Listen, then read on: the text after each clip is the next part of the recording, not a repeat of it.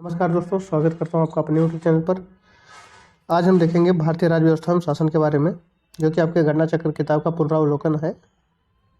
तो प्रारंभ करते हैं। देखिए, भारत का संवैधानिक विकास। तो संवैधानिक विकास में 2 पॉइंट है। आपका क्या है? पहला, ईस्ट इंडिया कंपनी के शासन हेतु पारित ब्रिटिश संसदीय अधिनियम 1773 से 1853, और दूसरा क्या है? ब्रिटिश ताज के शासनाधीन पारित अधिनियम 1858 से 1947। आप जानते हैं कि सबसे पहले भारत में कंपनियां प्रवेश की थी, और कंपनियां पहले कुछ दिन तक शासन करती हैं, और जब 1857 का विद्रोह होता है तो ये शासन जो है ब्रिटिश सरकार खुद अपने हाथों में ले लेती है।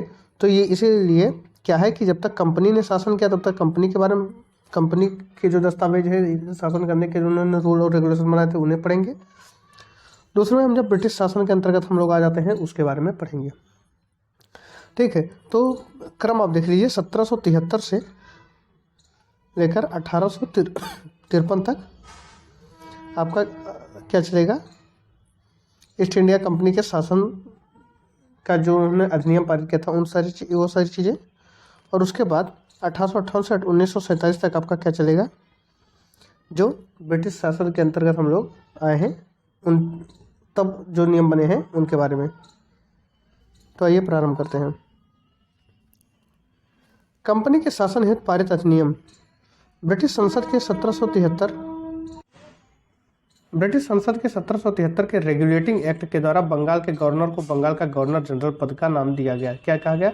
जो बंगाल का गवर्नर जनरल था उसे बंगाल का गवर्नर जनरल नाम दिया गया। कब? 1773 के रेगुलेटिंग एक्ट के बाद। ठीक है, 1773 में एक रेगुलेटिंग एक्ट आता है, उसके द्वारा ये निर्धारित किया जाता है कि जो बंगाल का गवर्नर है उसे अब बंगाल का गवर्नर जनरल नाम दे दिया गया। ठीक है, अब वो अकेले काम नहीं करेगा, उसके लिए उन्होंने 4 सदस्यीय कार्यकारी परिषद का गठन किया।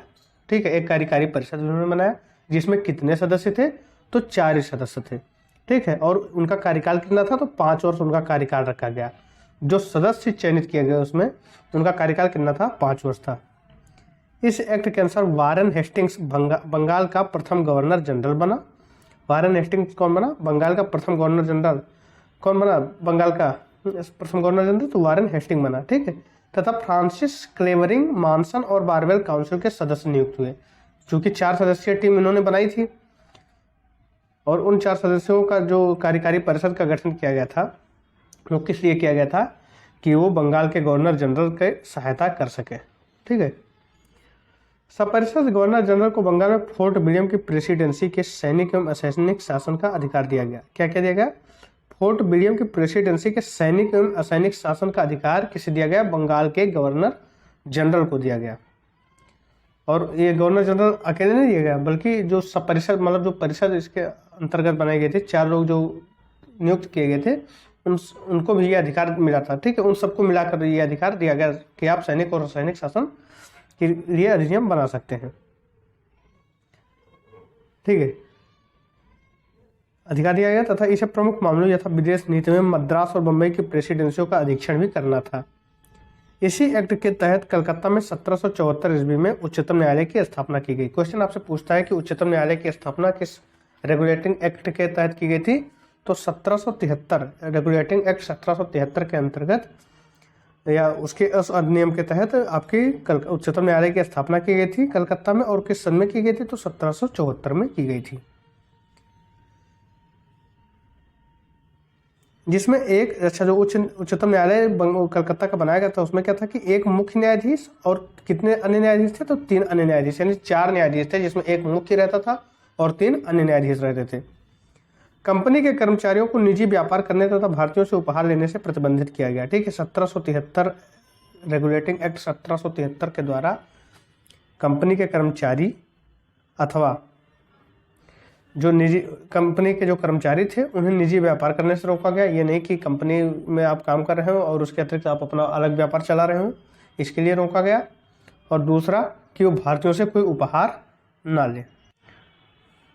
इसके आगे हम देखते हैं पिट्स इंडिया एक्ट 1784। ठीक है, उसके बाद क्या आता है? पिट्स इंडिया एक्ट 1784 द्वारा कंपनी के राजनीतिक और व्यापारिक कार्यों का पृथक्करण किया गया। अब जो कंपनी राजनीति भी करती थी और व्यापार भी करती थी अभी तक, तो एक एक्ट आता है पिट्स इंडिया एक्ट। किस सन में आता है? 1784 में आता है। पिट्स इंडिया एक्ट के द्वारा क्या किया गया कि कंपनी के जो राजनीतिक कार्य थे और जो व्यापारिक कार्य थे उन दोनों को अलग अलग किया गया। इस एक्ट में निदेशक मंडल को कंपनी के व्यापारिक मामलों के अधीक्षण की अनुमति तो दी गई। किसे? निदेशक मंडल को। क्या दिया गया? व्यापारिक मामलों को देखने के लिए निदेशक मंडल। लेकिन राजनीतिक मामलों के प्रबंधन के लिए नियंत्रण बोर्ड का गठन किया गया। अब यहाँ आप देखिएगा कि कंपनी में दो शाखाएं निकलती हैं, एक राजनीतिक चीज़ों को देखेगा और एक आपका क्या करेगा? व्यापारिक चीज़ों को देखेगा। राजनीतिक के लिए आपका क्या था? नियंत्रण बोर्ड की स्थापना की गई और व्यापारिक के लिए निदेशक मंडल की स्थापना की गई। ये ध्यान रखिएगा। नियंत्रण बोर्ड की स्थापना किस एक्ट के तहत की गई? तो पिट्स इंडिया एक्ट के तहत 1784 का जो पिट्स इंडिया एक्ट है उसके तहत निदेशक मंडल और नियंत्रण बोर्ड का गठन किया गया और यही कंपनी की दो शाखाओं के रूप में थी, एक राजनीतिक था और एक व्यापारिक कार्यों को देखता था।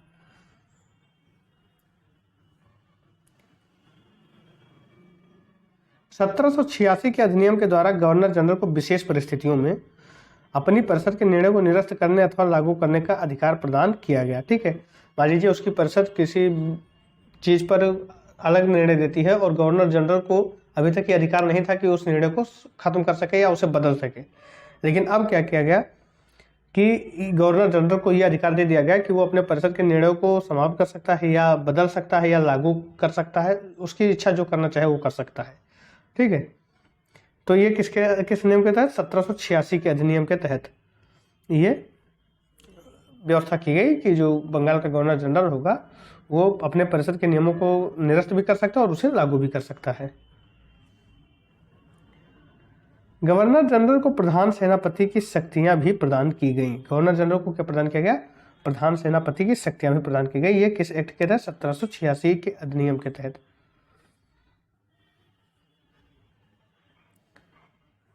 ये दोनों अधिकार सर्वप्रथम लॉर्ड कॉर्नवालिस ने प्राप्त किए। ठीक है, कौन से दोनों अधिकार? तो यहाँ आप देख सकते हैं किसने पाया? सबसे पहले लॉर्ड कॉर्नवालिस ने। क्या पाया? एक तो सेनापति का अधिकार और दूसरा कि वो सब परिषद के मतलब जो परिषद के अन्य लोग या सामूहिक रूप से जो पूरा परिषद अपना कोई फैसला देती है तो उसे निरस्त कर सकता है या उसे लागू कर सकता है। ठीक है, दोनों अधिकार सबसे पहले किसको मिला? तो लॉर्ड कॉर्नवालिस ने प्राप्त किए। जो लॉर्ड कॉर्नवालिस थे वो सबसे पहले दोनों अधिकार प्राप्त करने वाले प्रथम गवर्नर जनरल थे। 1793 के चार्टर एक्ट के अंतर्गत कंपनी के अधिकारों को 20 वर्ष के लिए बढ़ा दिया गया। 1793 में एक चार्टर एक्ट आता है, कंपनी का जो अधिकार था उसे 20 वर्ष के लिए और आगे बढ़ा दिया जाता है। फिर आता है 1813 के चार्टर एक्ट द्वारा पहली बार भारतीयों की शिक्षा पर प्रतिवर्ष 1 लाख रुपए खर्च करने का उपबंध किया गया। ठीक है, 1813 का चार्टर एक्ट आता है, उसमें 1 लाख रुपए प्रतिवर्ष 1 लाख रुपए खर्च करना था भारतीयों की शिक्षा पर। ठीक है, कंपनी के भारतीय व्यापार के एकाधिकार को समाप्त कर दिया गया। 1813 के चार्टर एक्ट के अंतर्गत ही कंपनी के भारतीय व्यापार के एकाधिकार को समाप्त कर दिया गया।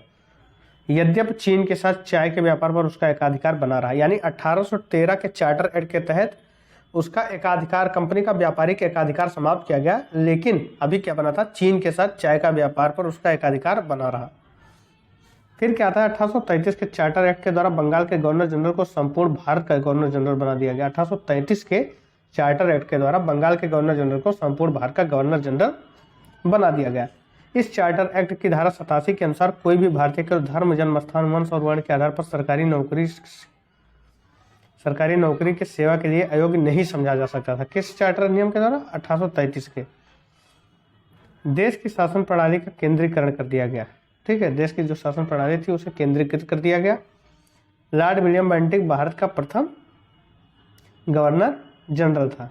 1833 के चार्टर एक्ट के द्वारा क्या हुआ था कि जो बंगाल का गवर्नर जनरल होता था अब उसे पूरे भारत का गवर्नर जनरल बना दिया गया। ठीक है, और ये सबसे पहला भारत का गवर्नर जनरल बनने वाला कौन? बंगाल का कौन सा गवर्नर जनरल था जो सबसे पहले भारत का गवर्नर जनरल बना? तो लॉर्ड विलियम बेंटिक था। ठीक है, और ये किस नियम के तहत? 1833 के चार्टर एक्ट के द्वारा। कंपनी के समस्त व्यापारिक कार्य समाप्त कर दिए गए तथा भविष्य में उसे केवल राजनीतिक कार्य ही करने थे।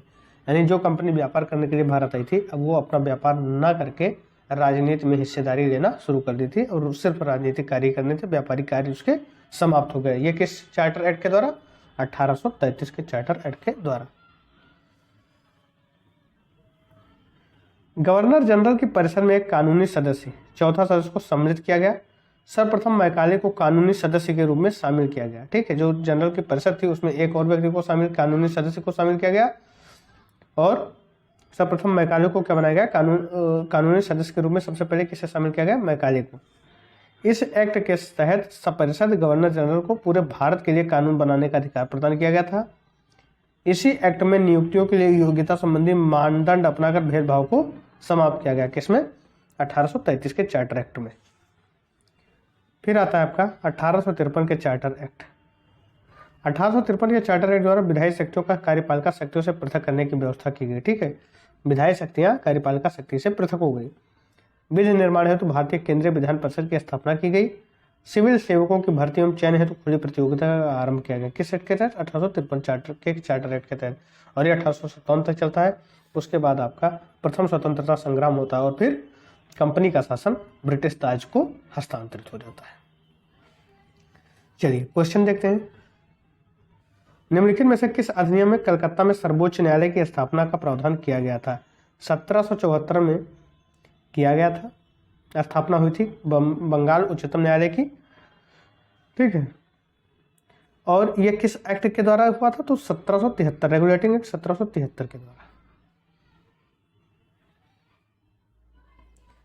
नेक्स्ट क्वेश्चन है आपका, सर्वोच्च न्यायालय की स्थापना के संबंध में निम्नलिखित में से कौन सा कथन या कौन से कथन सही है?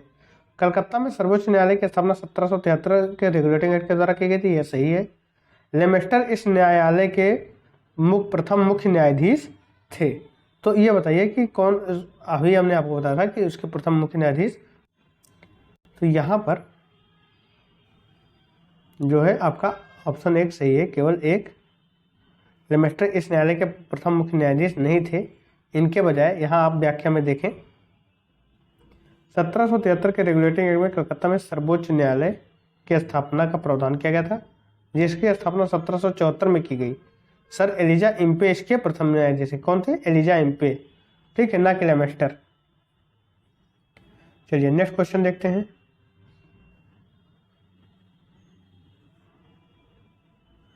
क्या है? नियंत्रण परिषद की स्थापना।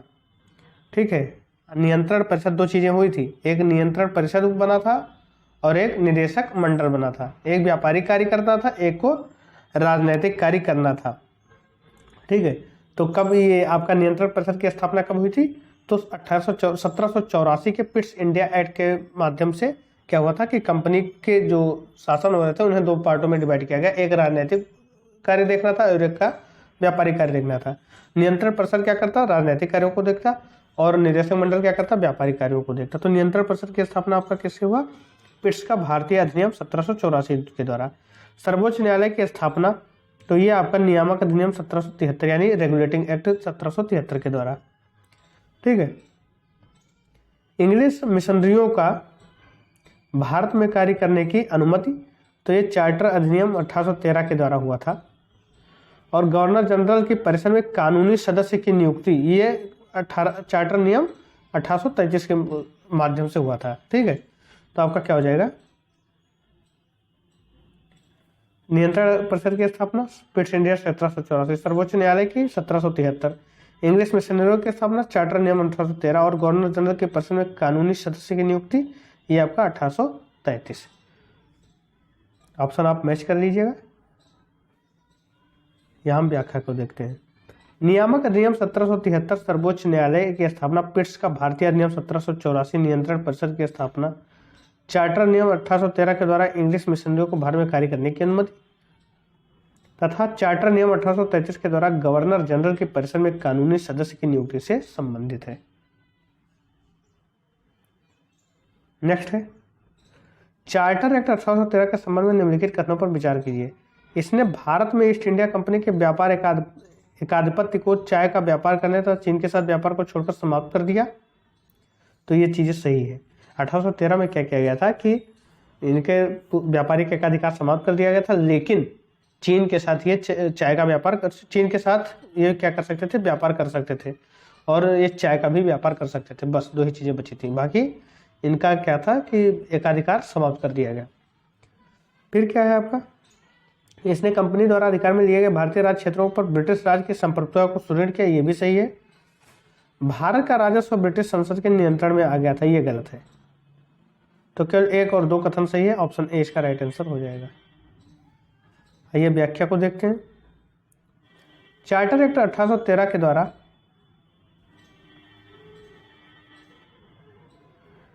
ब्रिटिश ईस्ट इंडिया कंपनी का व्यापारिक एकाधिकार चीन और चाय के व्यापार पर एकाधिकार बना रहा है, यानी चीन और चाय के व्यापार को छोड़ दिया जाए। तो 1813 में ब्रिटिश का जो व्यापार था, कंपनी का व्यापार था, उसका एकाधिकार समाप्त कर दिया गया। साथ ही इस एक्ट के माध्यम से कंपनी द्वारा अधिकृत भारतीय राज्य क्षेत्रों पर ब्रिटिश क्राउन की संप्रभुता को सुदृढ़ किया गया। इस एक्ट से हालांकि कंपनी को आगे 20 वर्षों के लिए इन क्षेत्रों का अधिकार और राजस्व सौंपा गया, तथापि यह ब्रिटिश क्राउन की संप्रभुता के प्रतिकूल नहीं होना था। इस प्रकार प्रश्नगत कथन 1 और 2 सही है, परंतु कथन 3 सही नहीं है, क्योंकि भारत का राजस्व 1858 ईस्वी के अधिनियम द्वारा ब्रिटिश संसद के सीधे नियंत्रण में लाया गया, जबकि ब्रिटिश कैबिनेट मंत्री के अधीन सेक्रेटरी ऑफ स्टेट का पद बना तथा विशेषकर राजस्व प्रशासन में उसकी व्यवस्था के लिए काउंसिल ऑफ इंडिया का गठन किया गया।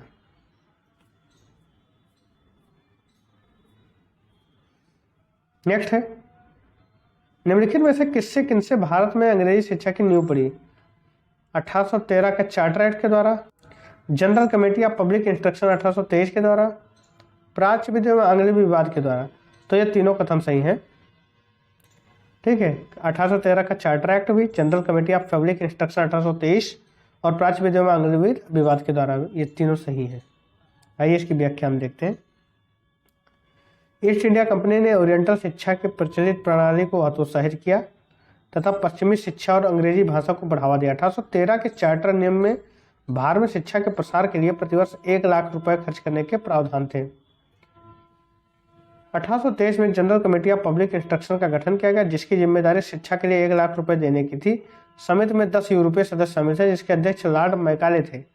इसके बाद governor general Lord William Cavendish Bentinck ने के शासनकाल में 7 मार्च 1835 को लॉर्ड मैकाले के प्रस्ताव को स्वीकृत कर भारत में अंग्रेजी को उच्च शिक्षा का माध्यम मान लिया गया तथा भारत में आंग्ल शिक्षा के समर्थकों के नेता ट्रेवेलियन थे, जबकि एच.टी. प्रिंस प्राच्य शिक्षा के समर्थकों के नेतृत्व करता थे। चलिए आगे देखते हैं। किस अधिनियम के द्वारा ब्रिटिश संसद ने चाय और चीन के साथ व्यापार को छोड़कर ईस्ट इंडिया कंपनी के भारत के साथ व्यापारिक एकाधिकार को समाप्त कर दिया गया? 1813 का अधिनियम था, उसके साथ इन्होंने चाय और चीन के साथ व्यापार रखा, बाकी समाप्त कर दिया। तो इस वीडियो में बस इतना ही। मिलते हैं नेक्स्ट वीडियो में।